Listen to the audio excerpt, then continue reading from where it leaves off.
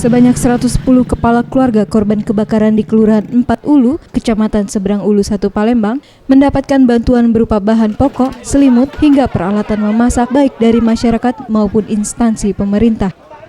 Menurut salah satu korban kebakaran, Rina yang ditemui Kamis 30 Juli 2015 mengungkapkan, ia sangat berterima kasih atas bantuan yang diberikan. Namun ia juga berharap agar bantuan juga diberikan kepada anak-anak yang masih sekolah, karena pasca kebakaran, pakaian maupun perlengkapan sekolah untuk anak-anak juga ludes terbakar. Ya, cuma anak sekolah tuh lah Mbak, dua-dua anak sekolah. Belum ada bantuan ini dari sekolah. Untuk budak sekolah kan, kami mengharapkan untuk anak sekolah ini Mbak yang dibantu. Ini anak-anak saya belum bisa sekolah dua-duanya Mbak.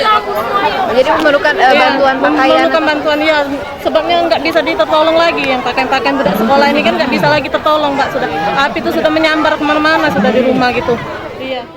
Sementara itu, Dian Rahmanto, Ketua RT 14 Kelurahan 4 Ulu mengungkapkan bantuan kepada warganya mulai berdatangan dan telah diterima, berupa sembako maupun perlengkapan memasak baik dari instansi pemerintah maupun masyarakat. Bantuan sudah diterima Pak untuk warga di sini? Sudah diterima. Dari mana saja Pak? Dari dompet apa, Tagana, dari PMI, dari sosial. Bantuan yang diberikan berupa apa saja? Sembako, paling sembako, tempat tidur.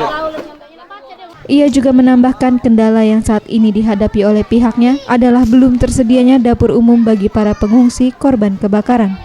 Nira Laras Ayu, Gusti Putu Semertayasa, Sriwijaya TV.